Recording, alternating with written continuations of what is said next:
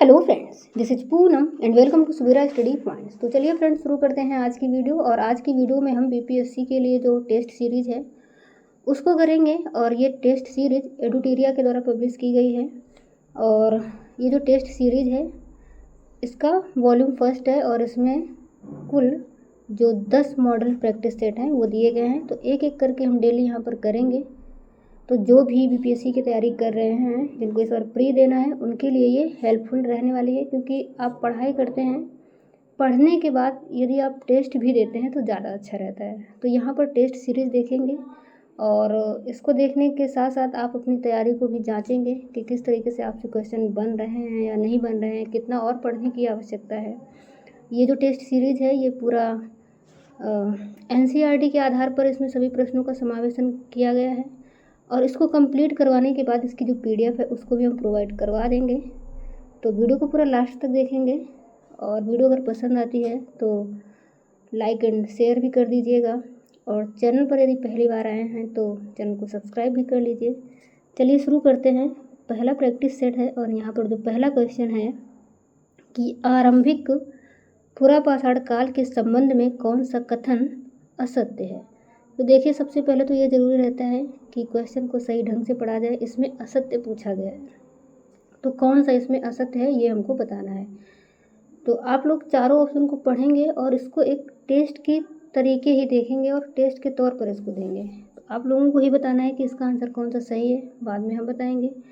चारों ऑप्शन को अच्छे से पढ़ेंगे एक बार।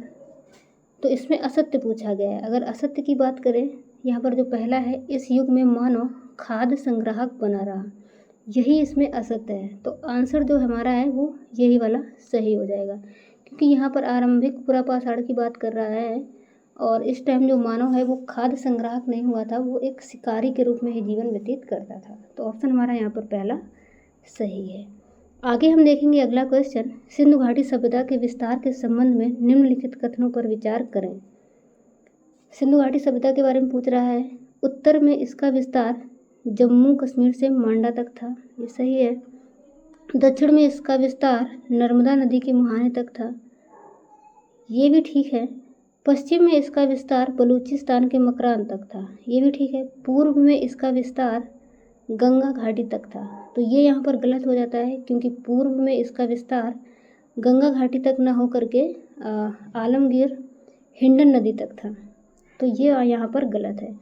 तो हमको इसमें बताना है कि उपरोक्त में से कौन से कथन सत्य हैं। तो देखिए, चौथा गलत हो जाएगा, यानी कि ये भी गलत, ये भी गलत। तो सही हो जाएगा हमारा बी वाला, यानी कि 1 2 3 यहाँ पर सही हो जाएंगे। आगे हम देखेंगे अगला क्वेश्चन, वैदिक संस्कृति के संदर्भ में निम्नलिखित कथनों पर विचार कीजिए।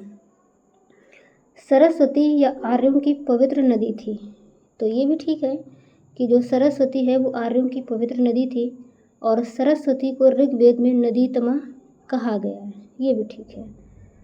और आर्यों का भारत में आरंभिक निवास स्थल सप्त सैंधव प्रदेश कहलाता था, ये भी सही है। यानी कि जो ऑप्शन हमारे हैं 1 2 3 तीनों ही यहाँ पर सही हो जाएंगे। आगे हम देखते हैं अगला क्वेश्चन, जैन धर्म के संबंध में निम्नलिखित कथनों पर विचार करें। जैन धर्म के सिद्धांतों का उपदेश देने वाले दिगंबर कहलाते थे। पार्श्वनाथ जैन धर्म के 23वें तीर्थकर थे। जैन धर्म में अजीतनाथ के बाद संभवनाथ अगले तीर्थकर हुए।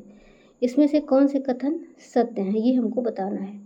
तो दूसरा वाला सही है, तीसरा भी सही है। यहाँ पर जो जैन धर्म के सिद्धांतों को उपदेश देते थे वो दिगंबर नहीं बल्कि तीर्थंकर कहलाते थे, इसलिए ये वाला गलत हो जाएगा। तो दूसरा और तीसरा, यानी कि यहाँ पर जो हमारा आंसर हो जाएगा वो केवल बी, दूसरा और तीसरा सही हो जाएगा। अगला क्वेश्चन हम देखेंगे, पुरातत्वविदों ने जनपद नामक इकाइयों की कई बस्तियों की खुदाई की, ये बस्तियाँ निम्न में से किस एक स्थान से नहीं मिली हैं। यहाँ पर नहीं वाला पूछा गया है, तो किस एक स्थान से नहीं मिली हैं ये हमको यहाँ पर बताना है। तो वो स्थान है कौशाम्बी, उत्तर प्रदेश, यहाँ से ये नहीं मिली हैं। उसके बाद अगला क्वेश्चन हम देखेंगे, छठवां क्वेश्चन है, 516 ईसा पूर्व में भारत पर हुए ईरानी आक्रमण के संबंध में निम्नलिखित कथनों पर विचार कीजिए। यह आक्रमण भारत के पश्चिमोत्तर सीमा पर हुआ था। यह आक्रमण डेरियस के नेतृत्व में हुआ था। डेरियस ने पंजाब और सिंध को जीतकर ईरान का 20वां प्रांत घोषित किया था। डेरियस ससानी वंश से संबंधित थे। तो इसमें क्या बताना है, कूट का प्रयोग करके सही उत्तर का चयन कीजिए। तो चारों ऑप्शन में ये देखना है कि कौन कौन से सही हैं। सही उत्तर का चयन हमको यहाँ पर करना है। तो इसके लिए अगर हम देखें तो 1 2 3 यानी कि सी यहाँ पर हमारा सही हो जाएगा। और जो डेरियस है वो ससानी वंश का नहीं था बल्कि हकमनी वंश से संबंधित था, इसलिए ये वाला गलत हो जाएगा।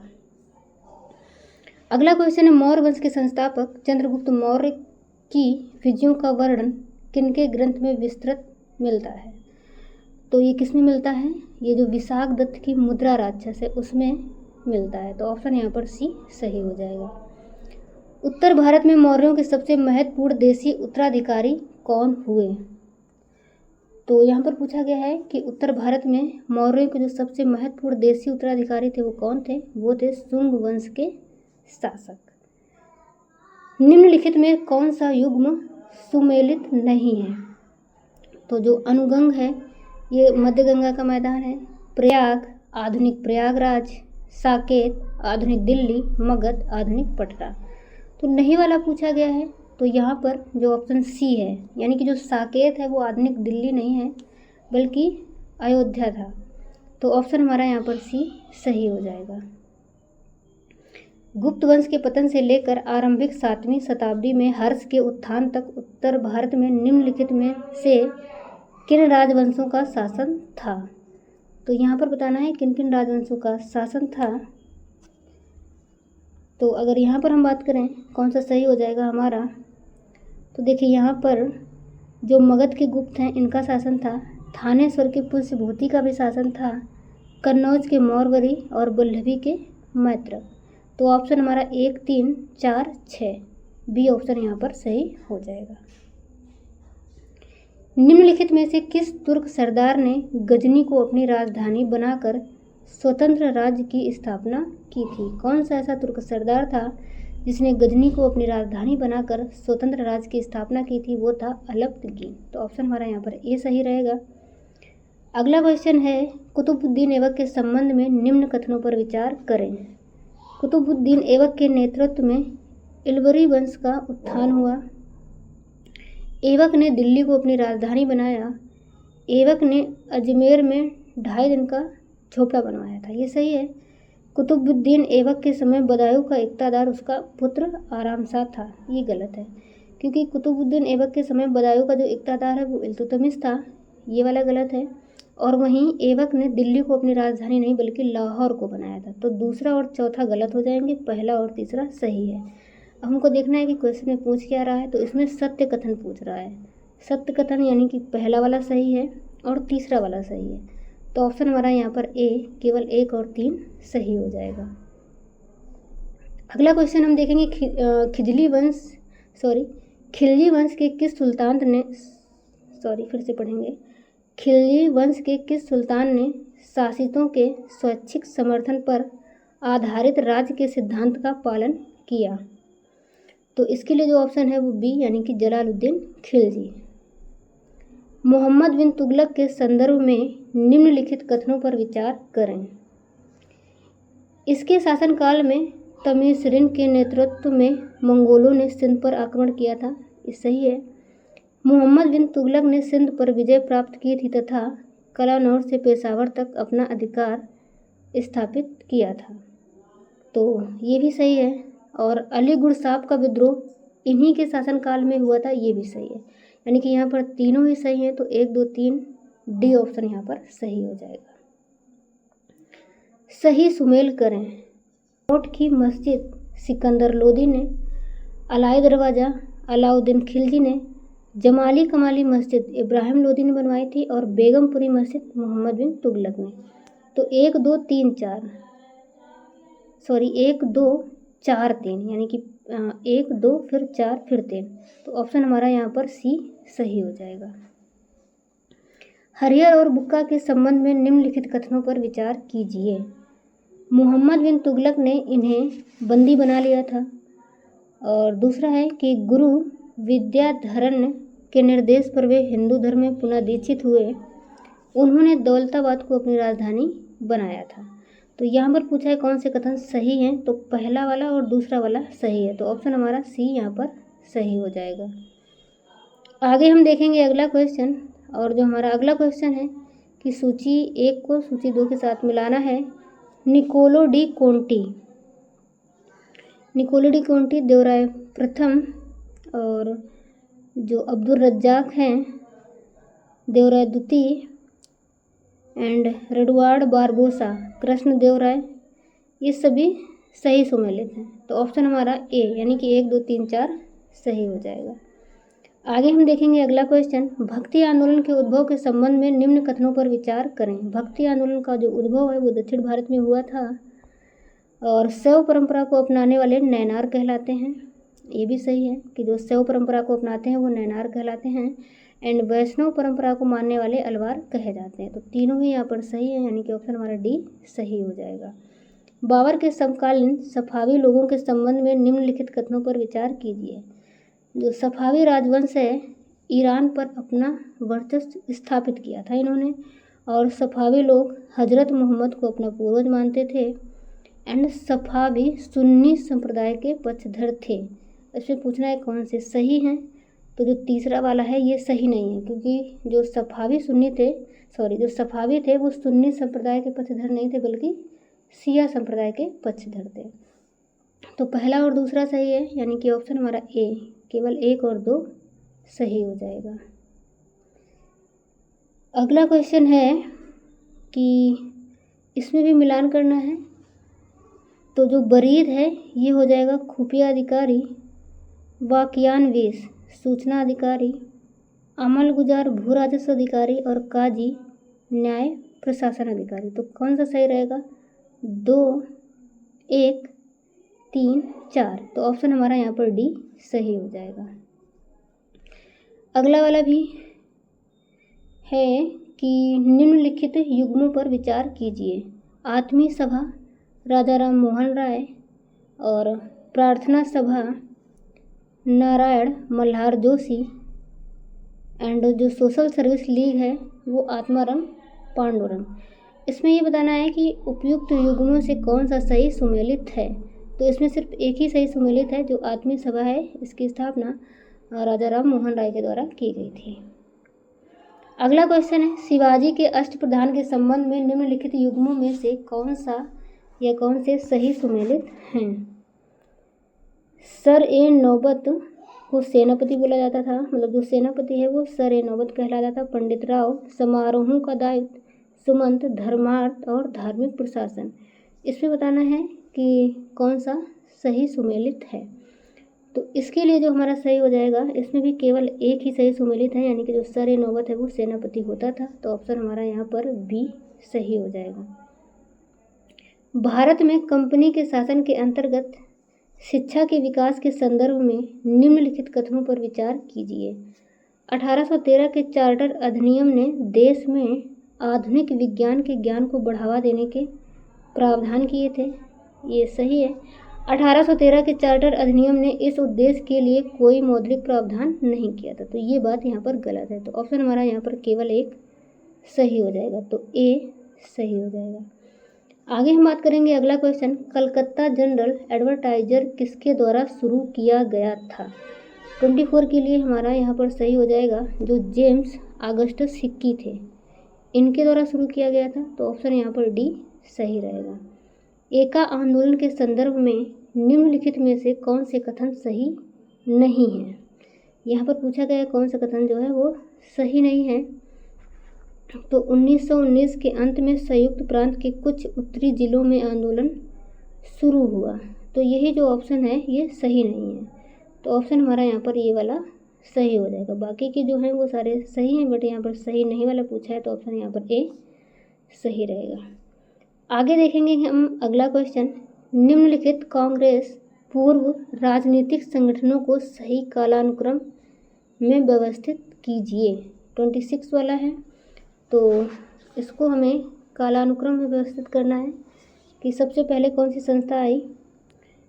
तो इसके लिए सबसे पहले बंग भंग प्रकाशिक सभा और फिर बंगाल ब्रिटिश इंडिया सोसाइटी उसके बाद ईस्ट इंडिया एसोसिएशन और फिर मद्रास महाजन सभा, यानी कि पहले 4 फिर 2 उसके बाद 1 और फिर 3। तो ऑप्शन हमारा यहाँ पर बी सही हो जाएगा।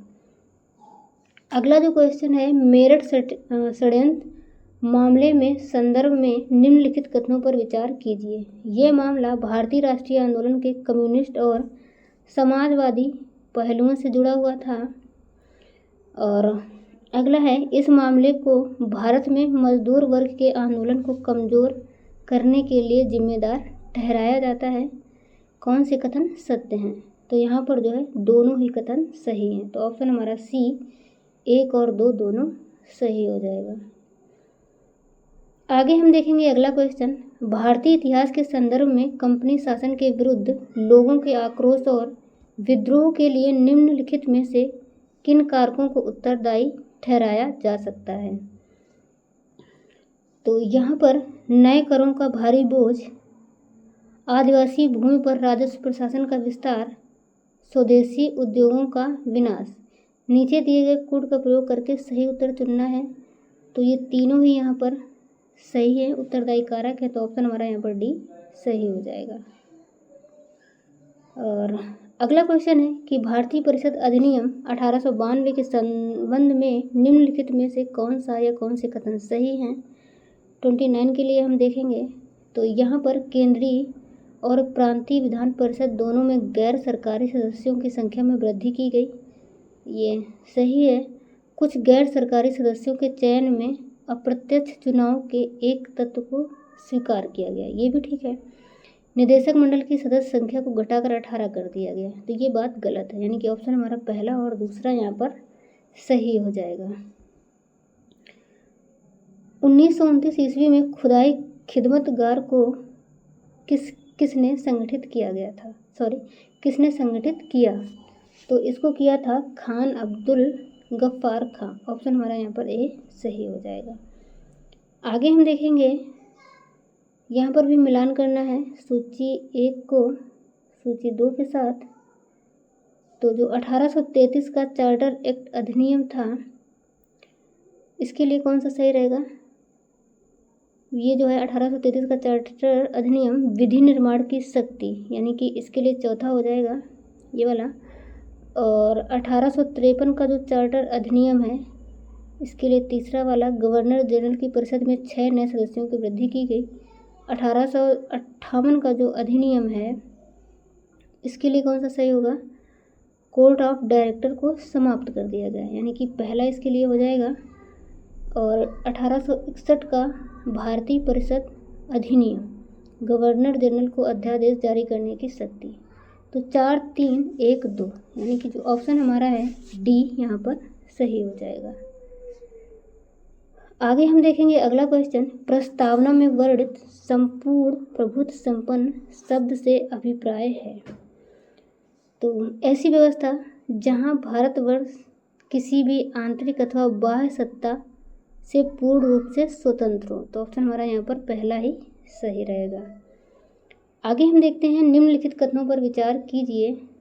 नागरिक वह व्यक्ति होता है जो अपने देश में अधिकारों का उपयोग करता है किंतु कर्तव्यों का निर्वहन करने के लिए बाध्य नहीं होता है। और भारत में निवास करने वाला प्रत्येक व्यक्ति भारत का नागरिक है। इसमें से कौन सा कथन सत्य है? तो इसमें से दोनों ही सही नहीं है, तो ना तो 1 और ना तो 2, दोनों ही गलत हैं, इसलिए ऑप्शन हमारा डी यहाँ पर सही हो जाएगा।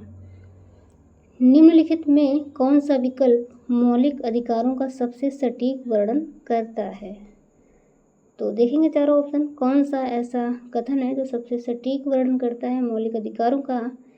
किसी व्यक्ति को प्राप्त समस्त अधिकार, कानून द्वारा नागरिक को प्रदत्त अधिकार, या संविधान द्वारा प्रदत्त और सुरक्षित समस्त अधिकार। तो ऑप्शन यहाँ पर जो हमारा सी है वो सही हो जाएगा। अगला क्वेश्चन है, निम्नलिखित कथनों पर विचार कीजिए। बंदी प्रत्यक्षीकरण के द्वारा न्यायालय किसी गिरफ्तार व्यक्ति को न्यायालय के सामने प्रस्तुत करने का आदेश देता है, ठीक है। और अधिकार परीक्षा की रिट उस समय जारी की जाती है जब कोई निचली अदालत या सरकारी अधिकारी बिना अधिकार से कोई कार्य करता है। तो ये गलत है। जब कोई भी शासक, न्यायालय, निगम या सार्वजनिक अधिकारी अपने लिए निर्धारित कर्तव्य का पालन नहीं करता है तो उच्चतम न्यायालय उसे अपने कर्तव्य का पालन करने के लिए परमादेश रिट जारी करता है। ये सही है। जब कोई निचली अदालत अपने अधिकार क्षेत्र का अतिक्रमण करके किसी मुकदमे की सुनवाई करती है तो उच्च न्यायालय उसे ऐसा करने से रोकने के लिए निषेध आदेश जारी करता है। ये भी सही है, यानी कि पहला, तीसरा और चौथा। तो ऑप्शन हमारा यहाँ पर डी सही हो जाएगा। अगला क्वेश्चन है, भारतीय संविधान का कौन सा भाग कल्याणकारी राज्य के आदर्श की घोषणा करता है? 36 के लिए देखेंगे तो इसके लिए ऑप्शन ए यानी कि राज्य के नीति निर्देशक तत्व सही हो जाएगा। अगला क्वेश्चन है, सरकार के स्वरूप के संदर्भ में असत्य कथन का चयन कीजिए। इसमें असत्य कथन का, तो लोकतांत्रिक सरकारें जनता के प्रति उत्तरदायी होती हैं और जो राजनीतिक समता अथवा स्वतंत्रता के सिद्धांतों को तानाशाही सरकारें स्वीकार नहीं करती, ये भी ठीक है। तानाशाही सरकारें जनता के मतों पर निर्भर होती हैं लेकिन वह जनता के ऊपर बलपूर्वक शासन करती हैं। तो जो तानाशाही सरकारें हैं वो जनता के मतों पर निर्भर नहीं होती हैं और यहाँ पे असत्य कथन का ही चयन करना है। तो ऑप्शन हमारा यहाँ पर सी सही हो जाएगा। अगला क्वेश्चन है, भारत के राष्ट्रपति के संबंध में निम्न कथनों पर विचार करें। भारतीय राष्ट्रपति को राजनीतिक और नाम मात्र के प्राधिकार प्राप्त हैं एंड भारतीय राष्ट्रपति को संवैधानिक और लोकप्रिय के प्राधिकार प्राप्त हैं। और अगला है, भारतीय राष्ट्रपति को संवैधानिक और नाम मात्र के प्राधिकार प्राप्त हैं। तो इसमें सही उत्तर का चयन हमको करना है। तो इसके लिए जो ऑप्शन हमारा है वो सी सही हो जाएगा, यानी कि जो भारतीय राष्ट्रपति है उसको संवैधानिक और नाम मात्र के प्राधिकार प्राप्त हैं। तो ऑप्शन हमारा यहाँ पर तीसरा यानी कि सी सही हो जाएगा। आगे हम देखते हैं अगला क्वेश्चन, मंत्रिमंडल के संदर्भ में निम्नलिखित कथनों पर विचार करें।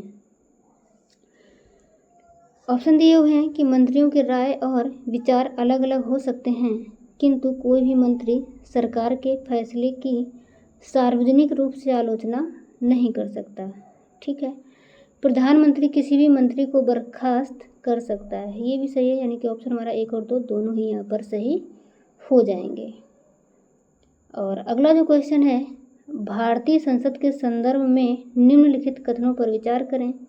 तो जो भारतीय संसद है ये द्विसदनात्मक है, सही है। भारतीय संसद के उच्च सदन को लोकसभा तथा निम्न सदन को राज्यसभा कहते हैं। लोकसभा सदस्य प्रत्यक्ष रूप से जनता द्वारा चुने जाते हैं जबकि राज्यसभा के सदस्य राज्य केंद्र शासित प्रदेश के विधानसभा सदस्यों द्वारा चुने जाते हैं। तो पहला और तीसरा यानी कि ऑप्शन हमारा यहाँ पर सी सही हो जाएगा। निम्नलिखित में से किसका संदर्भित संबंध केंद्रीय बजट से है? तो चारों ऑप्शन में से बताना है कि किसका जो संदर्भित संबंध है वो केंद्रीय बजट से है। तो इसके लिए जो ऑप्शन हमारा ए है यानी कि कटौती प्रस्ताव। अगला क्वेश्चन है, जनजातीय क्षेत्रों के संरक्षण और ऐसे क्षेत्रों के निवासियों की आदिम जीवन पद्धति की रक्षा करने हेतु किन राज्यों से संबंध राज्यपालों को स्वविवेकाधिकार प्रदान किए गए हैं? तो इसके लिए कौन सा जो ऑप्शन हमारा सही है, यहाँ पर जो सिक्किम, नागालैंड, असम, मेघालय और त्रिपुरा यानी कि पांचों ही सही है। तो ऑप्शन हमारा यहाँ पर डी सही हो जाएगा। निम्न कथन ए व कारण आर को पढ़िए और नीचे दिए कूट की सहायता से सही उत्तर का चुनाव कीजिए। कथन यहाँ पर दिया गया है, न्यायाधीशों के कार्यों और निर्णयों की व्यक्तिगत आलोचना नहीं की जा सकती।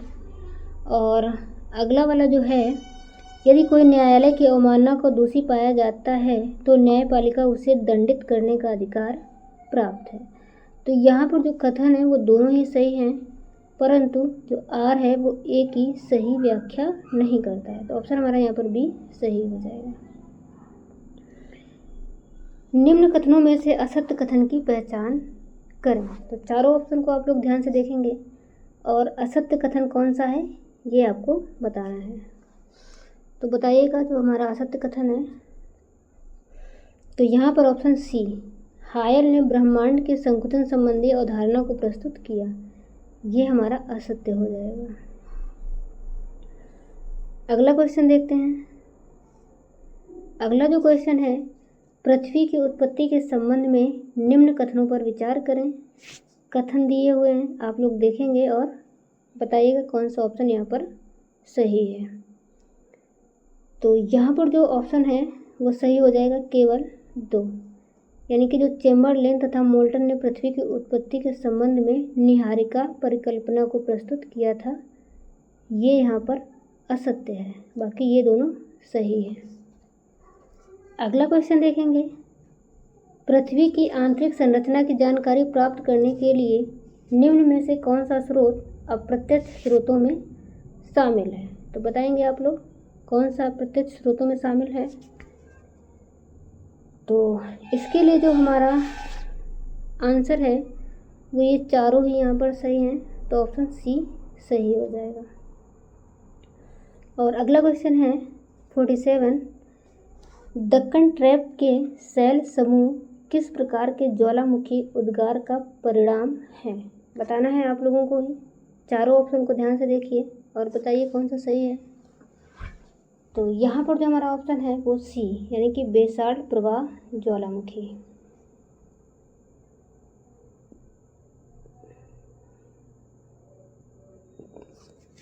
भारतीय प्लेट की सीमा के संबंध में कौन सा कथन असत्य है, ये यहाँ पर बताना है।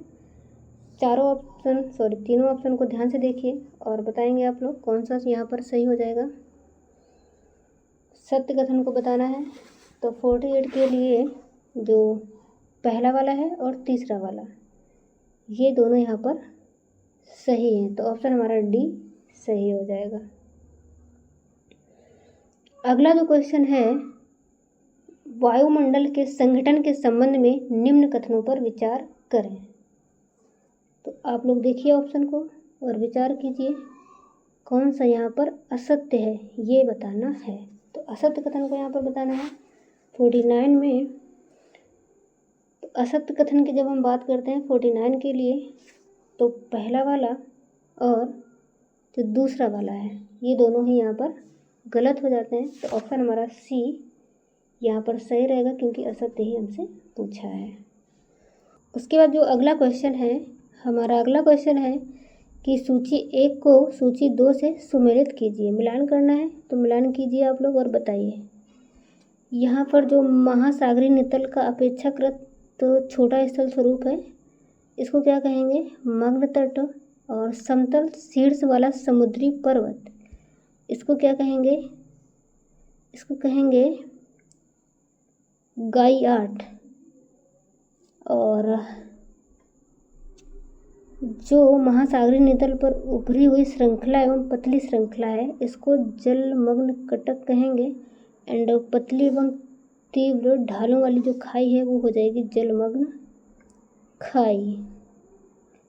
तो यहाँ पर कौन सा सही रहेगा, दूसरा, चौथा, पहला और तीसरा, यानी कि इसका दूसरा, चौथा, पहला और तीसरा। तो देख सकते हैं ऑप्शन कौन सा सही है यहाँ पर, बी। ऑप्शन बी हमारा यहाँ पर सही हो जाएगा।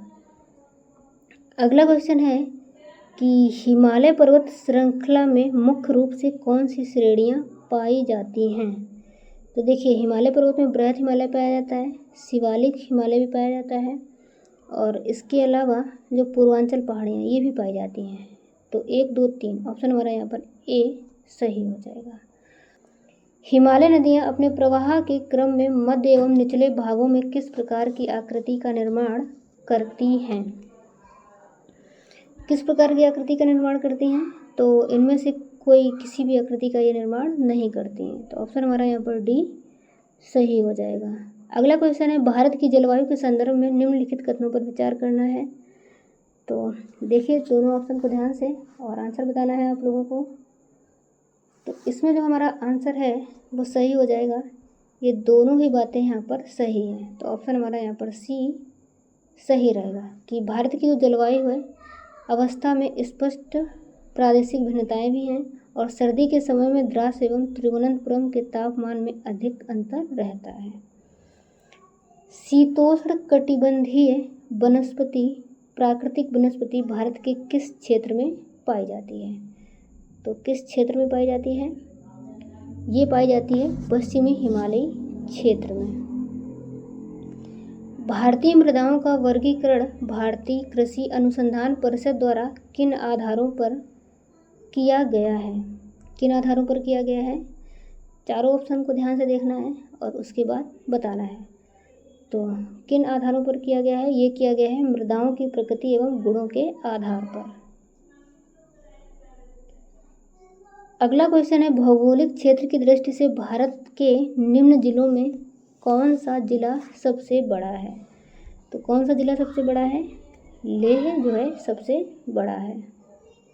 उसके बाद जो अगला क्वेश्चन है, भारत के किस राज्य में वन्य जीव अभ्यारण्य सबसे अधिक संख्या में है? तो यहाँ पर हमको बताना है कि कौन सा ऐसा राज्य है जहाँ पर वन्य जीव अभ्यारण्य जो है वो सबसे अधिक संख्या में है। तो कौन से राज्य में है? ये है महाराष्ट्र में। अगला क्वेश्चन है, खनिज और जिले के निम्न जोड़ों में से कौन सा जोड़ा सही है? तो यहाँ पर बताएंगे आप लोग कौन सा जोड़ा सही है। तो इसके लिए जो हमारा ऑप्शन है ए यहाँ पर सही हो जाएगा। लाइमस्टोन जो है कैमूर जिले से प्राप्त होता है। व्यापार सुगमता सूचकांक में भारत की रैंकिंग सुर्खियों में रही है। निम्नलिखित में से किसने इस रैंकिंग को जारी किया है? ये यहाँ पर हमको बताना है। चारों ऑप्शन में से कौन सा सही होगा? तो यहाँ पर हमारा जो ऑप्शन सी है विश्व बैंक यहाँ पर सही हो जाएगा। यानी कि जो व्यापार सुगमता सूचकांक है इसकी रैंकिंग किसने जारी की है? विश्व बैंक ने।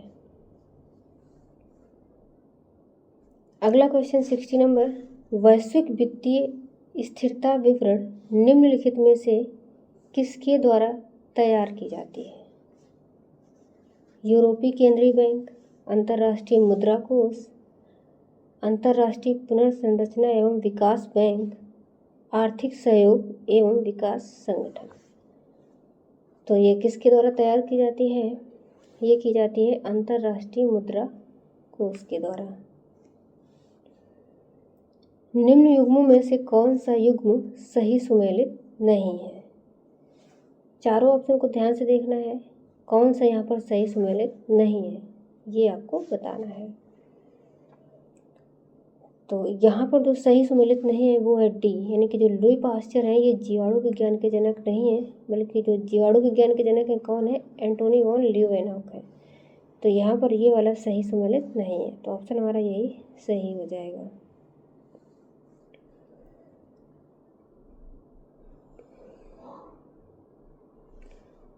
पादप जगत के प्रथम प्रभाग थैलोफाइटा या शैवाल के संदर्भ में कौन सा कथन सही नहीं है? यहाँ पे तीनों कथन को ध्यान से देखेंगे और बताएंगे कि कौन सा कथन सही नहीं है। तो 62 के लिए जो तीसरा वाला है ये सही नहीं है, यानी कि केवल 3। ऑप्शन हमारा यहाँ पर ए सही हो जाएगा। किंग कोबरा एकमात्र ऐसा सर्प है जो अपना घोंसला बनाता है। वह अपना घोंसला क्यों बनाता है? तो इस पॉइंट को भी याद रखना है कि जो किंग कोबरा है वो एकमात्र ऐसा सर्प है जो अपना घोंसला बनाता है, लेकिन वो क्यों बनाता है ये आप यहाँ चारों ऑप्शन को ध्यान से देखेंगे और उसके बाद बताएंगे कि वो अपना घोंसला क्यों बनाता है। तो इसके लिए जो हमारा आंसर है सी, यानी कि ये अंड प्रजक सर्प है जो घोंसले में अंडे देता है और अंडों से बच्चे निकलने तक घोंसले की पहरेदारी भी करता है। तो ऑप्शन हमारा यहाँ पर सी सही हो जाएगा। उसके बाद अगला क्वेश्चन देखते हैं। अगला क्वेश्चन है, निम्न कथन ए व कारण आर को पढ़िए और नीचे दिए गए कोड की सहायता से सही उत्तर का चयन कीजिए। दोनों कथनों को पढ़ेंगे और उसके बाद सही उत्तर इनमें से बताना है। तो 64 की यदि हम बात करते हैं तो इसमें अमीबा एक कोशिकीय एवं अनियमित आकार की कोशिका का उदाहरण है, ये भी सही है। और इसमें पोषण हेतु कूट पदार्थ पाए जाते हैं, ये भी यहाँ पर सही है। तो बी हमारा सही हो जाएगा कि ए और आर दोनों ही सही हैं, परंतु आर जो है ए का सही स्पष्टीकरण नहीं है। विभज्योतक ऊतक के प्रकारों का उनके कार्यों के संदर्भ में निम्न में से कौन सा युग्म सही सुमेलित नहीं है। इसमें से देखना है कौन सा सही सुमेलित नहीं है, ये बताना है। तो 65 के लिए यदि हम बात करते हैं कौन सा सुमेलित नहीं है, तो इसके लिए जो ऑप्शन डी है, द्वितीयक विभज्योतक तने की पुनः लंबाई बढ़ना, ये हमारा सही सुमेलित नहीं है। बाकी सभी जो हैं ये एकदम सही सुमेलित है। हमको नहीं वाला बताना है, तो ऑप्शन हमारा यहाँ पर डी सही हो जाएगा। निम्न में से कौन सी प्रक्रिया जीवों में विभिन्नताएं उत्पन्न करती है। तो कौन सी ऐसी प्रक्रियाएं हैं जो जीवों में विभिन्नताएं उत्पन्न करती हैं, ये आपको यहाँ पर बताना है।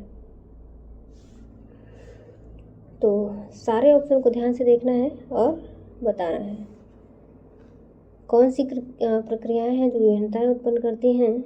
तो इसके लिए जो तीसरा है, चौथा और पांचवा, छठवां, अनुकूलन एवं प्राकृतिक चयन, उत्परिवर्तनवाद, अर्धसूत्री विभाजन और क्लोनिंग, ये एक ऐसी क्रियाएं हैं जो जीवों में विभिन्नताएं उत्पन्न करती हैं। तो ऑप्शन हमारा डी सही हो जाएगा। अगला क्वेश्चन है कि जीवन की उत्पत्ति के आधुनिकवाद के संदर्भ में नीचे दिए गए कथनों में से असत्य कथन की पहचान कीजिए। यहाँ पर भी हमें असत्य कथन की पहचान करना है। तो ऑप्शन को ध्यान से देखने के बाद आप लोग बताइए कि कौन सा कथन गलत होगा। तो अगर हम बात करते हैं पहले कथन की, तो ये एकदम सही है। और जो दूसरा वाला है, प्रथम विकसित कोश का पोषण की प्रवृत्ति में सुपोषी थी, ये गलत हो जाएगा। तो ऑप्शन हमारा यहाँ पर बी सही है। निम्न में से असंगत युग्म कौन सा है। असंगत युग्म यहाँ पर बताना है कौन सा असंगत युग्म है। तो देखिए, दूध और अंडे में कैल्शियम पाया जाता है, पालक और सेब में लौह, दूध केला में फास्फोरस, लेकिन मछली और नमक में विटामिन डी का स्रोत नहीं होता है। तो असंगत पूछा है, यानी कि यही वाला हमारा सही हो जाएगा। और जो अगला क्वेश्चन है, सूची 1 को सूची 2 से सुमेलित करना है, इसमें मिलान करना है। तो जो प्रमस्तिष्क रहता है ये स्मृति एवं तर्क का केंद्र होता है, और जो हाइपोथैलेमस है ये ताप नियामक केंद्र होता है, यानी कि पहले का तीसरा, दूसरे का चौथा। एंड जो मेड्यूला ऑब्लंगेटा है ये श्वसन एवं हृदय स्पंदन की दर का नियमन करता है। और जो अनुमस्तिष्क है ये पेशी संतुलन का काम करता है। तो इसके लिए 1 हो जाएगा, यानी कि 3, 4, 2, 1। तो ऑप्शन हमारा यहाँ पर डी सही हो जाएगा। अगला क्वेश्चन है, सूची 1 तथा सूची 2 का मिलान कीजिए तथा दिए गए कूट का प्रयोग करके उचित उत्तर दीजिए। तो सूची 1 का सूची 2 से मिलान करना है, तो इसको मिलान कीजिए आप लोग, कौन सा यहाँ पर सही होगा ये बताना है। तो अगर हम बात करते हैं आवृत्ति की, तो हर्ट्ज यानी कि दूसरा सही होगा इसके लिए, और ध्वनि डेसिबल, और ऊर्जा जो है इसके लिए अर्ग, और ऊष्मा कैलोरी। तो 2, 4, 3, 1, यानी कि ऑप्शन यहाँ पर बी सही हो जाएगा।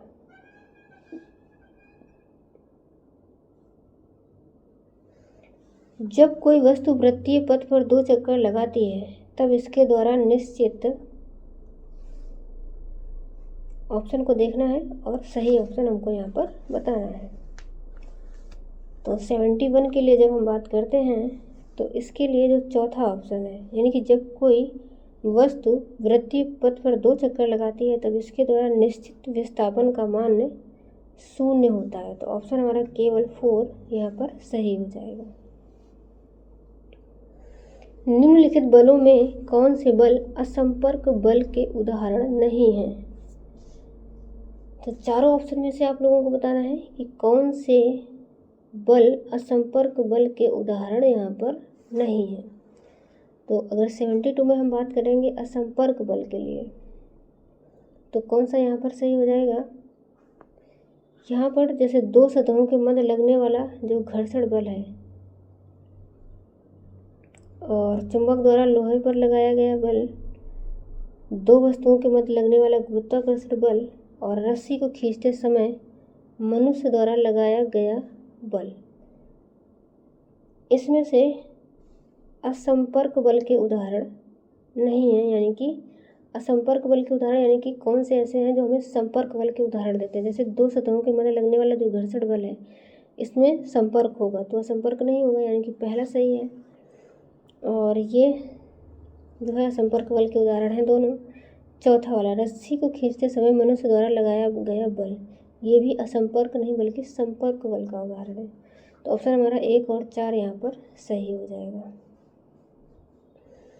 आगे हम देखेंगे अगला क्वेश्चन, और अगला क्वेश्चन है कि कार्य से संबंधित निम्नलिखित कथनों पर विचार कीजिए। तो कथन दिए हुए हैं, इन पर विचार करना है और उसके बाद सही ऑप्शन आप लोगों को बताना है।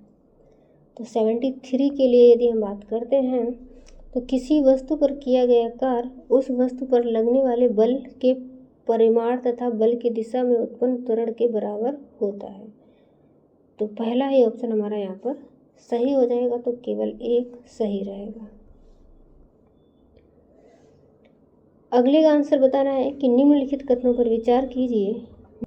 न्यूटन के अनुसार विश्व के सभी पिंडों के बीच गुरुत्वाकर्षण बल लगता है। गुरुत्वाकर्षण बल एक प्रबल बल है। गुरुत्वाकर्षण बल आकर्षक तथा प्रतिकर्षण दोनों प्रकार का होता है। इसमें हमें असत्य कथन बताना है, तो आप लोग तीनों ऑप्शन में से असत्य कथन को बताएंगे। तो अगर हम बात करते हैं असत्य की, तो दूसरा और तीसरा यहाँ पर असत्य हो जाएगा, तो ऑप्शन हमारा यहाँ पर बी सही है।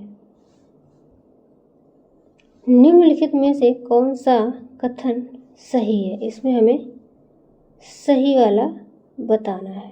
तो 75 में सही बताना है, तो यहाँ पर ये दोनों ही कथन सही रहेंगे, इसलिए ऑप्शन हमारा सी सही हो जाएगा। निम्नलिखित कथनों पर विचार कीजिए। इन कथनों पर विचार करना है और विचार करने के बाद सत्य कथन कौन सा है ये हमको बताना है। तो आप लोग दोनों कथन को देखिए ध्यान से और कौन सा इसमें सही है ये बताना है। तो 76 के लिए अगर बात करें तो जो कथन पहला वाला है ये सही हो जाएगा, तो ऑप्शन हमारा ए सही रहेगा। उसके बाद जो हमारा अगला क्वेश्चन है, निम्नलिखित कथनों पर विचार कीजिए। तो 2 कथन दिए गए हैं और इनको देख करके बताना है कि इनमें से कौन सा कथन सत्य है।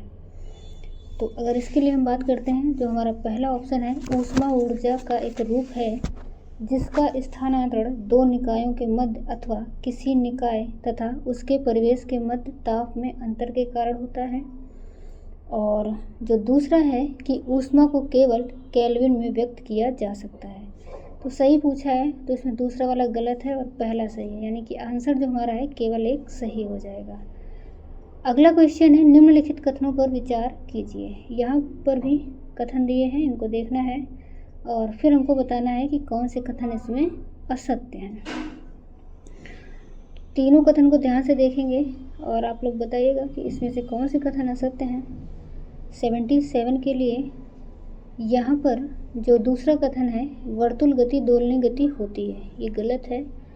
और तीसरा जो है, प्रत्येक आवर्त गति दोलनी गति होती है, ये भी गलत है। यानी कि कथन सिर्फ पहला वाला सही है और हमसे गलत पूछा गया है, तो ऑप्शन हमारा यहाँ पर बी सही हो जाएगा। आगे हम देखेंगे अगला क्वेश्चन, और जो हमारा अगला क्वेश्चन है, चिकित्सा स्थितियों का निदान करने के लिए MRI में किसका उपयोग नहीं होता है। तो इनमें से किसका उपयोग नहीं होता है ये हमको बताना है। तो यहाँ पर ऑप्शन जो हमारा है बी सही हो जाएगा, यानी कि एक्स किरण का उपयोग इसमें नहीं किया जाता है। बाकी के जो 3 हैं, चुंबकीय क्षेत्र, रेडियो तरंग और गामा किरणों का इसमें प्रयोग होता है। परमाणु संरचना के संदर्भ में निम्नलिखित कथनों पर विचार कीजिए। इसमें हमें बताना है कि कौन से कथन सही हैं इन दोनों में से। तो अगर सत्य कथन की हम बात करते हैं यहाँ पर, तो पहला और दूसरा दोनों ही सही रहेंगे, यानी कि परमाणुओं की संरचना से संबंधित जो पहला मॉडल है वो जे थॉमसन द्वारा प्रस्तुत किया गया था और नील बोर्स ने रदरफोर्ड के परमाणु मॉडल की त्रुटियों को दूर किया। अगला क्वेश्चन है, अल्फा कण के 2 धन आवेश होते हैं, इसका द्रव्यमान लगभग बराबर होता है। तो लगभग किसके बराबर होता है ये यहाँ पर हमको बताना है। तो ये बराबर होता है हीलियम के एक परमाणु के नाभिक के। तो ऑप्शन यहाँ पर बी सही हो जाएगा। अगला क्वेश्चन, निम्न में से कौन से रासायनिक परिवर्तन को निरूपित करते हैं? इसमें से हमें बताना है कि कौन जो है रासायनिक परिवर्तन को यहाँ पर दर्शाता है। तो 81 में कौन सा रासायनिक परिवर्तन को निरूपित करता है ये बताइए आप लोग, इसमें से कौन सा सही होगा। तो अगर हम बात करते हैं ईंधन का जलना और लोहे में जंग लगना, ये रासायनिक परिवर्तन को निरूपित करते हैं। तो तीसरा और चौथा यानी कि ऑप्शन हमारा यहाँ पर सी सही हो जाएगा। अगला है, आयनिक बंध के निर्माण हेतु आवश्यक परिस्थितियों के संबंध में निम्नलिखित कथनों पर विचार कीजिए। और इसमें हमें बताना है कौन से कथन या फिर कौन सा कथन असत्य है। तो असत्य की अगर हम बात करते हैं तो यहाँ पर जो पहला कथन है, इनके निर्माण में एक तत्व विद्युत ऋणात्मक होना चाहिए तथा दूसरा तत्व आवेशहीन होना चाहिए, ये वाला यहाँ पर गलत हो जाएगा। तो ऑप्शन हमारा केवल एक सही हो जाएगा। अगला क्वेश्चन, आधुनिक आवर्त सारणी के संदर्भ में निम्नलिखित कथनों में से कौन सा कथन सही नहीं है। यहाँ पर भी हमसे सही नहीं वाला पूछा गया है। तो 83 में चारों ऑप्शन ध्यान से देखिए और बताइए कि इनमें कौन सा कथन जो है वो सही नहीं है। तो अगर हम बात करते हैं इनमें से कौन सा कथन सही नहीं है, तो जो ऑप्शन डी है, धात्विक अभिलक्षण आवर्त में बढ़ता है तथा समूह में नीचे जाने पर घटता है, ये बात सही नहीं है। तो ऑप्शन हमारा डी गलत है, इसलिए जो हमारा आंसर है वो डी हो जाएगा। आगे बात करेंगे अगले क्वेश्चन की, और जो अगला क्वेश्चन है कि निम्नलिखित कथनों पर विचार कीजिए। और इसमें भी हमको बताना है कि कौन से कथन सही हैं। हमारे दंत क्षय हेतु अम्ल उत्तरदायी होते हैं और दांतों के मध्य फंसे खाद्य पदार्थ अम्ल निर्मोचित करने में सहायक होते हैं। तो सही बताना है, तो ये दोनों ही बातें सही हैं, यानी कि ऑप्शन यहाँ पर सी सही हो जाएगा। अगला क्वेश्चन हम देखते हैं कि निम्न में से कौन सा एक कथन सही है। इन कथनों में से कोई एक कथन सही है और वो हमको यहाँ पर बताना है। तो अगर हम बात करते हैं इसमें जो ऑप्शन बी है, यानी कि कैल्शियम कार्बोनेट दंत पेस्ट का एक अवयव होता है, तो ये वाला यहाँ पर सही हो जाएगा। अगला क्वेश्चन देखते हैं, नीचे दिए युग्मों में से कौन सा युग्म सुमेलित नहीं है। तो इसमें से सभी सुमेलित हैं और कोई एक युग्म है जो सुमेलित नहीं है, वो आपको यहाँ पर बताना है। तो सूखी बर्फ, ठोस कार्बन डाइऑक्साइड, सेविन कीटनाशक और टेफ्लॉन फ्लोरीन युक्त बहुलक, और जो फ्लोरेंस है ये यहाँ पर सही सुमेलित नहीं है। तो ऑप्शन हमारा यहाँ पर डी सही हो जाएगा। इथेनॉल के संदर्भ में निम्नलिखित कथनों में से कौन सा सही नहीं है, यहाँ पर भी सही नहीं वाला ही बताना है 87 में। तो देखेंगे आप लोग कौन सा सही नहीं है। चारों ऑप्शन को ध्यान से देखिए और बताइए कि इनमें से कौन सा सही नहीं होगा। तो यहाँ पर अगर हम बात करें ऑप्शन डी, ये केंद्रीय तंत्रिका तंत्र को सकारात्मक रूप से प्रभावित करता है और तंत्रिका तंत्र को अधिक मजबूत बनाता है, ये बात यहाँ पर गलत है। तो ऑप्शन हमारा यही वाला सही हो जाएगा। आगे देखते हैं अगला क्वेश्चन, राष्ट्रीय स्टार्टअप सलाहकार परिषद के संदर्भ में निम्नलिखित कथनों पर विचार कीजिए। और फिर बताना क्या है, इसमें सही के लिए बताना है कि कौन से कथन यहाँ पर सही है। तो अगर हम बात करते हैं कि वाणिज्य और उद्योग मंत्रालय ने NSAC का गठन किया है, तो ये सही है। और ये सरकार को नवाचारों और स्टार्टअप को प्रोत्साहित करने के लिए एक मजबूत आधार बनाने के उपायों पर सलाह देता है। ये भी यहाँ पर सही है। तो जो ऑप्शन सी है यानी कि 1 और 2 दोनों ही यहाँ पर हो जाएगा। आगे हम देखते हैं अगला क्वेश्चन।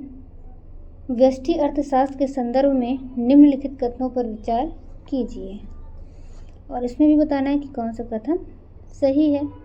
तो पहला जो ऑप्शन है कि व्यष्टि अर्थशास्त्र आर्थिक गतिविधियों के लिए बॉटम अप दृष्टिकोण को संदर्भित करता है, ये सही है।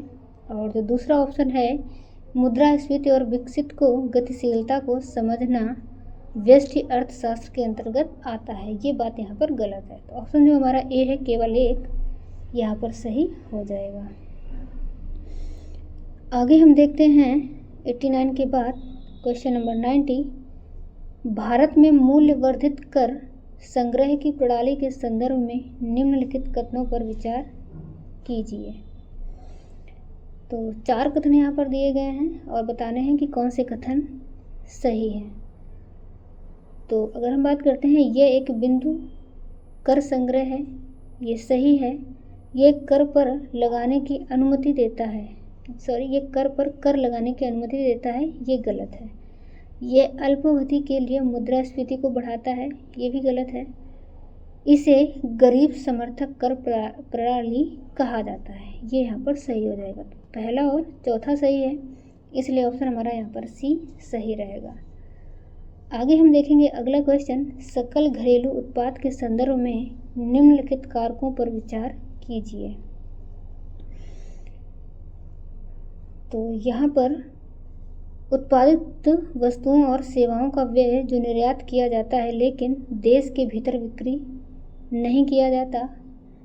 और अगला है राष्ट्रीय निजी उपभोग एंड राष्ट्र में उत्पादित नहीं होने वाले आयातों पर व्यय। इसमें बताना क्या है कि उपयुक्त में से कौन से कारक सकल घरेलू उत्पाद की गणना के समय गणना किया जाता है या किए जाते हैं। तो कौन कौन से किसकी किसकी इसमें गणना होती है, ये यहाँ पर हमको बताना है। तो जो पहला वाला है इसकी गणना की जाती है और दूसरे वाले की भी गणना की जाती है। तो ऑप्शन हमारा यहाँ पर 1 और 2 यानी कि ऑप्शन ए सही हो जाएगा। निम्नलिखित में से कौन सा या कौन से कारक मुख्य उद्योगों को आरंभ में निजी क्षेत्र के बजाय सार्वजनिक क्षेत्र द्वारा संचालित किए जाने को प्रेरित करते हैं। 92 के लिए देखेंगे यहाँ पर हम।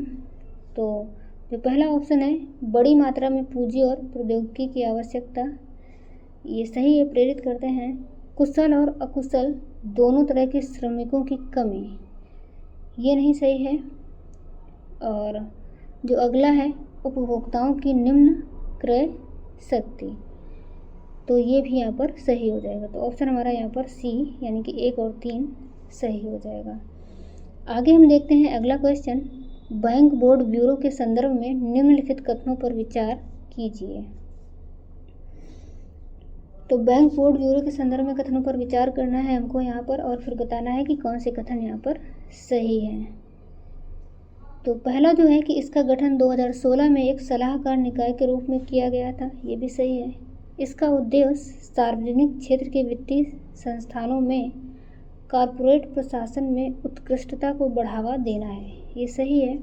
यह बैंकों और बीमा कंपनियों के प्रबंध निदेशकों का चयन करता है, ये भी यहाँ पर सही है। तो ऑप्शन डी यानी कि 1, 2, 3 सही हो जाएगा। आगे हम देखते हैं अगला क्वेश्चन। एक राष्ट्र एक राशन कार्ड योजना के संदर्भ में निम्नलिखित कथनों पर विचार कीजिए।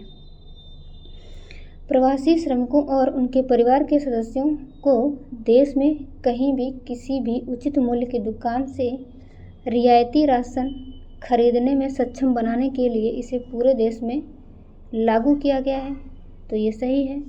और ये प्रणाली 2 पोर्टलों के माध्यम से चलती है, एक तो सार्वजनिक वितरण प्रणाली का एकीकृत प्रबंधन और अन्य वितरण, तो ये भी सही है। तो ऑप्शन हमारा यहाँ पर 1 और 2 यानी कि ऑप्शन सी सही हो जाएगा। आगे हम देखेंगे अगला क्वेश्चन, और अगला क्वेश्चन है कि जीएसटी मुआवजा उपकर के संदर्भ में निम्नलिखित कथनों पर विचार कीजिए। उपयुक्त कथनों में से कौन सा सही नहीं है? इन दोनों में से हमको सही नहीं वाला बताना है। तो कथन को ध्यान से देखिए और बताइए कि दोनों में से कौन सा सही नहीं है। पहला जो हमारा कथन है कि ये उपकर जीएसटी अधिनियम 2017 के माध्यम से पेश किया गया है। और जो दूसरा वाला है कि निर्यात या आयात किए जाने वाले सामानों पर उपकर लागू नहीं होता है, तो यही वाला हमारा सही नहीं है। तो ऑप्शन सेकेंड यानी कि केवल 2 यहाँ पर सही हो जाएगा। अगला क्वेश्चन हम देखेंगे, निम्नलिखित में से कौन सा कथन संकुलन अर्थव्यवस्थाओं के बारे में सही है? यहाँ पर क्या पूछा गया है? सही पूछा गया है। तो चारों ऑप्शन में से आपको सही वाला बताना है। 96 का कौन सा सही हो जाएगा? जो पहला ही ऑप्शन है, जब उद्योगों को किसी प्रमुख उद्योग की निकटता से लाभ होता है, तो ये वाला यहाँ पर संकुलन अर्थव्यवस्थाओं के बारे में सही हो जाएगा। तो ऑप्शन यहाँ पर ए सही रहेगा। अगला क्वेश्चन है कि अंतर फसलीकरण के संदर्भ में निम्नलिखित कथनों पर विचार कीजिए और इनमें हमें बताना है कि कौन से कथन सही हैं। तो चारों ऑप्शन को देखेंगे और फिर आप लोग बताइएगा कि कौन से कथन सही हैं।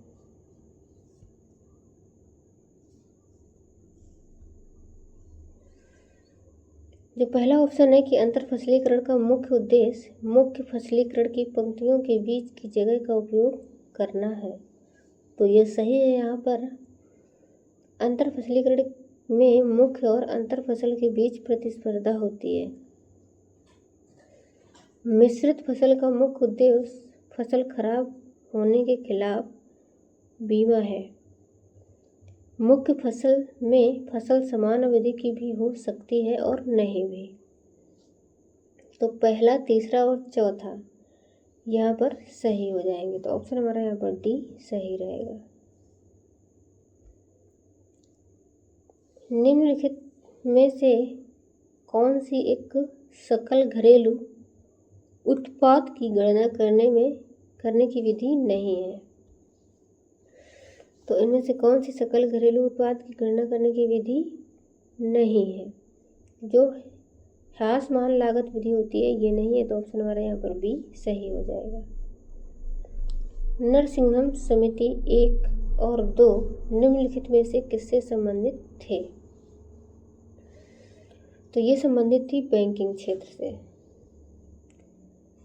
पारिस्थितिकी तंत्र के संबंध में निम्नलिखित कथनों पर विचार कीजिए। तो यहाँ पर पहला जो कथन है कि पारिस्थितिकी तंत्र जीवाश्म की एक संरचनात्मक और कार्यात्मक इकाई है, ये सही है। दूसरा है पारिस्थितिकी तंत्र सदैव आकार में बड़े होते हैं। जब कोई पारिस्थितिकी तंत्र स्वस्थ होता है तो इसका मतलब है कि सभी तत्व संतुलन में हैं और स्वयं को पुनः उत्पन्न करने में सक्षम हैं। वर्षा, ताप, ऊर्जा, ये क्या है? जैविक घटक है। तो 1, 2, 3, 4 सभी यहाँ पर सही हैं। आगे हम देखते हैं अगला क्वेश्चन। और जो हमारा अगला क्वेश्चन है, निम्नलिखित में से कौन से विकल्प हाथी गलियारों के लिए खतरा हो सकता है? कौन कौन से विकल्प हैं जो हाथी गलियारों के लिए खतरा हो सकते हैं, ये यहाँ पर बताने हैं। कोयला खनन, लौह अयस्क खनन, भवनों का निर्माण, रेलवे, बिजली की बाढ़ का निर्माण, सभी यहाँ पर खतरा उत्पन्न कर सकते हैं। तो ऑप्शन हमारा डी सही हो जाएगा। ब्लू कार्बन क्या है? यह एक सांकेतिक वनस्पति द्वारा आयोजित तटीय जलीय और समुद्री कार्बन सिंक है। तो ब्लू कार्बन जो है ये पहला वाला ही यहाँ पर सही हो जाएगा। अगला हम देखते हैं, हाल ही में खबरों में रहा लार्ज लैंग्वेज मॉड्यूल क्या है? लार्ज लैंग्वेज मॉड्यूल बताना है एक कंप्यूटर की नई भाषा है। आर्टिफिशियल इंटेलिजेंस आधारित लार्ज लैंग्वेज मॉड्यूल मानवीय भाषा को समझने एवं जवाब देने में सक्षम प्रणाली है। बी हमारा यहाँ पर सही हो जाएगा। निम्नलिखित कथनों पर विचार करें। हाल ही में यूनेस्को द्वारा भारत के शांति निकेतन को 42वें विश्व धरोहर के रूप में मान्यता दी गई है। तो ये सही नहीं है और हमसे यहाँ पर सही वाला पूछा गया है। हाल ही में यूनेस्को द्वारा भारत के होयसल के पवित्र स्मारकों के समूह को 41वें विश्व धरोहर स्थल के रूप में मान्यता दी गई है। ये भी सही नहीं है। तो तीसरा वाला जो है वो हमारा सही हो जाएगा। होयसल के पवित्र स्मारकों में शामिल चेन्ना केशव मंदिर भगवान विष्णु को समर्पित है। तो ऑप्शन यहाँ पर तीसरा यानी कि केवल 3 सही रहेगा। एडॉप्ट ए हेरिटेज 2.0 के संबंध में निम्न कथनों पर विचार करें। यह योजना संस्कृति मंत्रालय और भारतीय पुरातत्व सर्वेक्षण के सहयोग से पर्यटन मंत्रालय द्वारा शुरू की गई पहल है। इसमें हमसे सही वाला पूछा है, तो ये सही है।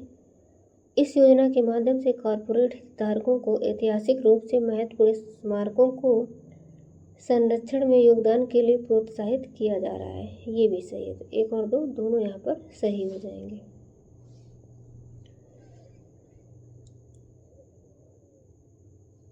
अगला जो क्वेश्चन है,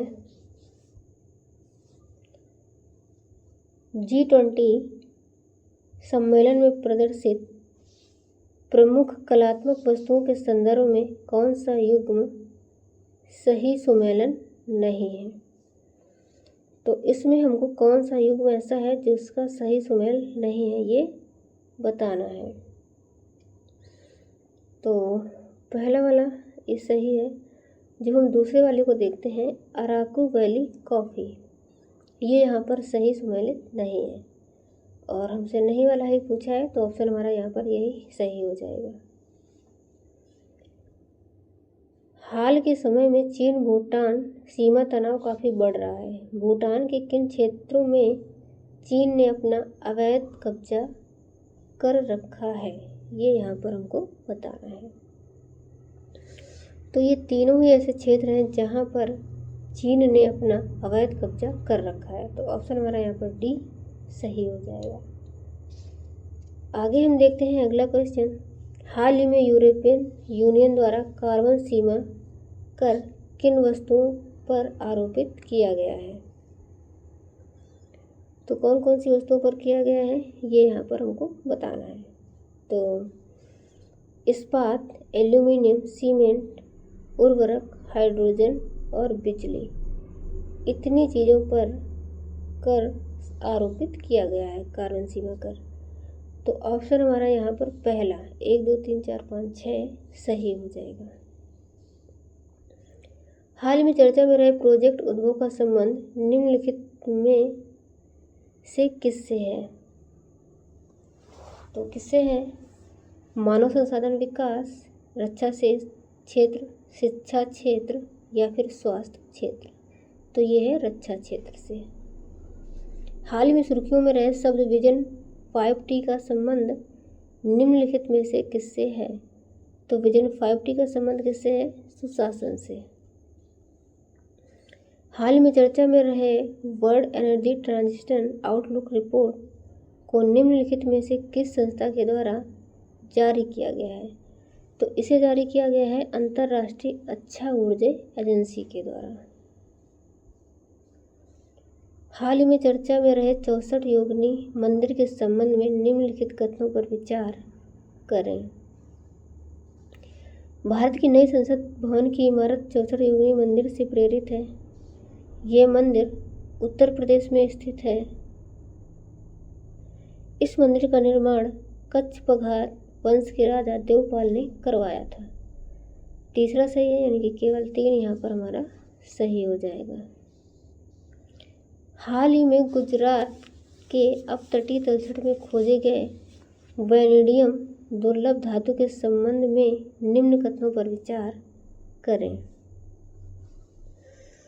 तो यहाँ पर देखना है कि कौन से कथन असत्य हैं। तो हमको यहाँ पर असत्य वाले बताने हैं। तो जो कथन यहाँ पर हमारा तीसरा है, इस धातु में तत्न क्षमता नहीं होती है, ये गलत है। यह धातु मुख्य रूप से केवल पेट्रोनाइट खनिजों में पाया जाता है, ये भी गलत है।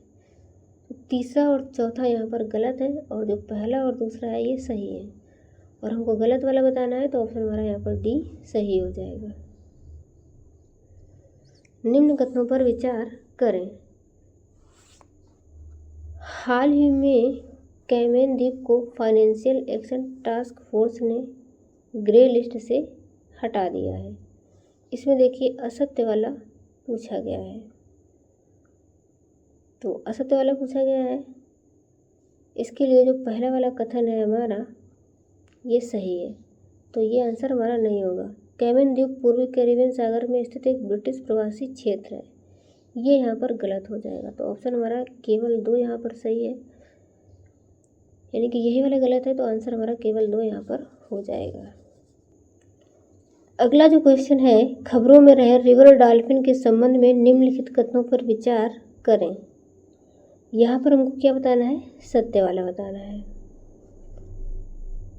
तो यहाँ पर अगर हम देखते हैं ना, तो दोनों ही कथन यहाँ पर सही नहीं है, तो इसलिए जो हमारा ऑप्शन है वो ना तो 1 और ना ही 2 हो जाएगा। यूनेस्को के संबंध में निम्न कथनों पर विचार करें, और यहाँ पर हमको क्या बताना है, असत्य बताना है। तो असत्य के लिए यहाँ पर भी दोनों ही कथन जो हैं वो असत्य हैं, तो ऑप्शन हमारा 1 और 2 दोनों यहाँ पर हो जाएंगे, दोनों ही कथन असत्य हैं। आगे हम देखते हैं अगला क्वेश्चन। हालिया घटनाक्रम के संबंधित शरणार्थी के संबंध में निम्न कथनों पर विचार करें। यहाँ पर क्या बताना है, कौन से कथन सत्य हैं। तो सत्य के लिए अगर हम बात करते हैं तो जो पहला कथन है, केंद्र सरकार की पुनर्वास व्यवस्था के तहत उन्हें त्रिपुरा में स्थायी निवास दिया गया है, ये सही है। वर्तमान में पहली बार ब्रू शरणार्थी को त्रिपुरा में चुनाव प्रक्रिया में भाग नहीं लेने दिया गया, ये गलत है। ब्रू जनजाति के रियांग के नाम से जाना जाता है, ये भी सही है। तो पहला और तीसरा यहाँ पर सही है। खबरों में रहे one nation one student ID योजना के संबंध में निम्न में से कौन सा कथन असत्य है, असत्य वाला हमको यहाँ पर बताना है। तो जो पहला कथन है कि यह योजना नई शिक्षा नीति 2020 के तहत लॉन्च की गई, सही है। इसके तहत प्री प्राइमरी से लेकर उच्च शिक्षा तक प्रत्येक विद्यार्थी की एक विशिष्ट पहचान संख्या होगी। यह शिक्षा मंत्रालय द्वारा शुरू की गई एक प्रणाली है। इस योजना के तहत प्रत्येक छात्र को 11 अंकों की विशिष्ट संख्या प्रदान की जाएगी। तो ये वाला हमारा यहाँ पर गलत है और गलत ही पूछा है, तो ऑप्शन डी हमारा आंसर हो जाएगा। India middle east Europe economic corridor के संबंध में निम्नलिखित कथनों पर विचार करें, और कौन सा बताना है, सत्य वाला हमको यहाँ पर बताना है कि कौन से कथन सत्य हैं। तो अगर हम दोनों कथनों को देखते हैं तो दोनों ही कथन हमारे सही नहीं हैं, इसलिए ना तो 1 ना तो 2, यानी कि ऑप्शन हमारा डी सही हो जाएगा। निम्न कथनों पर विचार करें, और इसमें बताना है सत्य वाला। तो दुनिया की सबसे बड़ी द्वीप सी न्यूट्रिनो टेलीस्कोप का निर्माण चीन द्वारा किया गया है, पहला सही है। इस टेलीस्कोप को घोस्ट पार्टिकल्स का पता लगाने के लिए बनाया जा रहा था, ये भी सही है। तो ऑप्शन हमारा 1 और 2 दोनों ही सही यहाँ पर हो जाएंगे। निम्नलिखित में से कौन सा कथन असत्य है, असत्य हमको बताना है। तो यहाँ पर अगर हम बात करें असत्य कौन सा है, तो जो सेकेंड नंबर है, हामून नाम सऊदी अरब द्वारा दिया गया है। पहला जो है कि हाल ही में बंगाल की खाड़ी में उठे चक्रवात तूफान का नाम हामून दिया गया है, ये बात तो सही है, लेकिन इसका जो नाम है वो सऊदी अरब द्वारा नहीं दिया गया, तो असत्य वाला बताना है, यानी कि केवल 2 हमारा यहाँ पर सही हो जाएगा। ब्लू बॉन्ड के संबंध में निम्नलिखित कथनों पर विचार करें, और यहाँ पर सत्य हमको बताना है।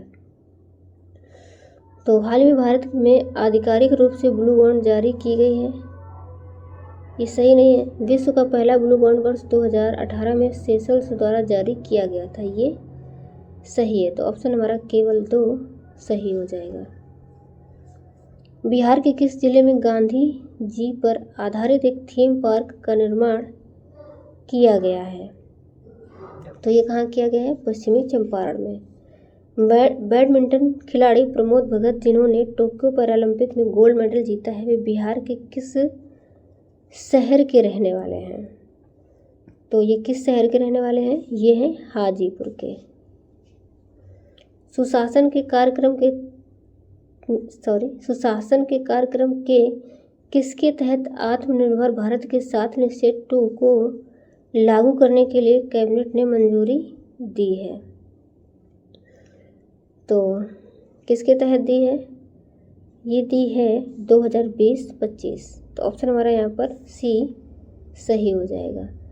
अगला क्वेश्चन है, निम्नलिखित में से किस प्रमंडल का किशोरवय लिंग अनुपात राज्य के औसत से अधिक है? तो कौन सा ऐसा राज्य है? सारण, तिरहुत, मगध या फिर पटना? तो इसके लिए जो हमारा ऑप्शन है ए यानी कि सारण सही हो जाएगा। अगला है, बिहार में लोकायुक्त की नियुक्ति सर्वप्रथम कब की गई थी? तो कब की गई थी? 1973 में। तो ऑप्शन हमारा यहाँ पर ए सही हो जाएगा। निम्नलिखित में से किस अनुच्छेद के तहत बिहार राज्य सचिवालय का प्रावधान निहित है? तो किस अनुच्छेद के तहत? अनुच्छेद 188। अगला है, सौर स्ट्रीट लाइट योजना का बिहार में निम्नलिखित किस संस्था द्वारा क्रियान्वयन किया जा रहा है? तो किस संस्था के द्वारा किया जा रहा है? इनमें से कोई भी संस्था नहीं। तो ऑप्शन हमारा डी सही हो जाएगा। वैशाली में आयोजित द्वितीय बौद्ध संगीति की अध्यक्षता निम्नलिखित में से किसके द्वारा की गई? तो ये किसके द्वारा की गई थी? ये की गई थी सबका में। ऑप्शन हमारा यहाँ पर सी सही हो जाएगा। निम्नलिखित में से किसके नेतृत्व में दिगंबर संप्रदाय का उद्भव हुआ था? तो किसके नेतृत्व में हुआ था? ये हुआ था भद्रबाहु के नेतृत्व में। दिल्ली सल्तनत के शासक इल्तुतमिश द्वारा बिहार पर कब आक्रमण किया गया? कब आक्रमण किया गया था? 1225 ईस्वी में। गगनयान के संबंध में निम्न कथनों पर विचार करें एवं असत्य कथन का चयन करें। तो गगनयान मिशन को GSLV Mk3 द्वारा पृथ्वी से प्रक्षेपित किया जाएगा।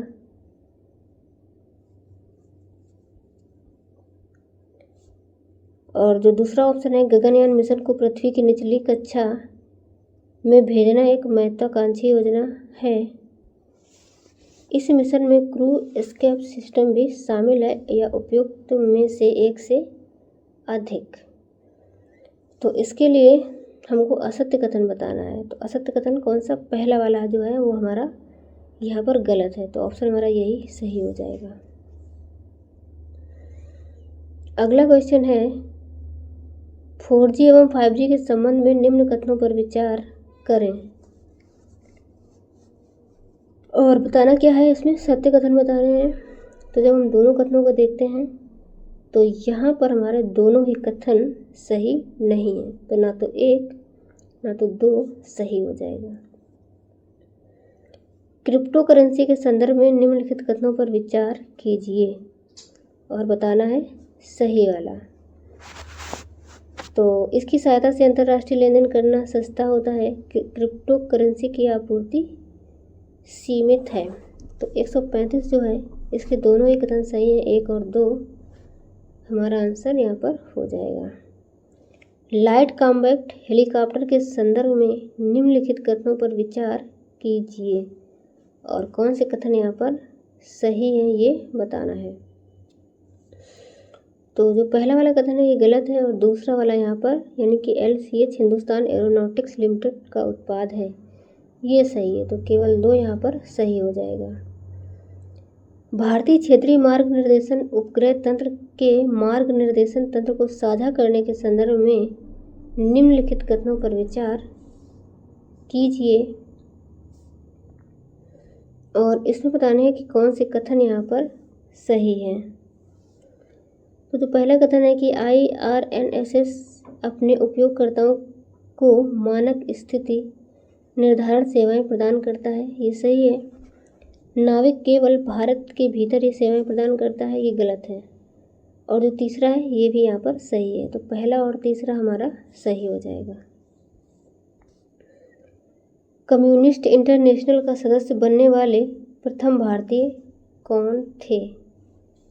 तो ये थे MN राय। ऑप्शन हमारा यहाँ पर ए सही है। बिहार के किस स्वतंत्रता सेनानी को बिहार विभूति के नाम से जाना गया है? तो किसको जाना गया है? ये जाना गया है अनुग्रह नारायण सिन्हा को। संघ की राजभाषा हिंदी और लिपि देवनागरी होगी, इस बात का उल्लेख भारतीय संविधान के किस भाग में किया गया है? ये किया गया है भाग 17 में। अब यहाँ पर जो 10 क्वेश्चन हैं इसमें मैथ के भी रहते हैं, तो मैथ को आप लोग खुद से सॉल्व करेंगे। यहाँ पर जो है हम आंसर सभी का बता देते हैं। तो जो पहला वाला क्वेश्चन है 141, इसका जो आंसर है ये सी वाला रहेगा। और 142 इसका आंसर कौन सा रहेगा? डी, इनमें से कोई भी नहीं। 143 के लिए ऑप्शन कौन सा हो जाएगा? बी हो जाएगा, 2000 रुपये। 144 के लिए कौन सा हमारा हो जाएगा यहाँ पर? इसके लिए भी बी हो जाएगा। अगला है 145, इसके लिए हमारा जो ऑप्शन है बी सही है। और 146 रीजनिंग के कुछ सवाल हैं, इनको भी देखना है, तो इसके लिए जो ए है ये सही हो जाएगा। 147 इसके लिए हमारा सी सही हो जाएगा। अगला क्वेश्चन है 148, इसके लिए जो है हमारा ए सही हो जाएगा। और 149 के लिए भी ए सही हो जाएगा। एंड 150 के लिए जो है हमारा कौन सा सही हो जाएगा? सी। तो ये थी आज की टेस्ट सीरीज, और आप लोगों के कितने क्वेश्चन 150 में से सही हुए ये आप लोगों को खुद से मूल्यांकन करना है। और आज की वीडियो में हम इतना ही रखते हैं, आगे हम मिलेंगे अगले वीडियो में। तब तक के लिए बाय बाय, टेक केयर।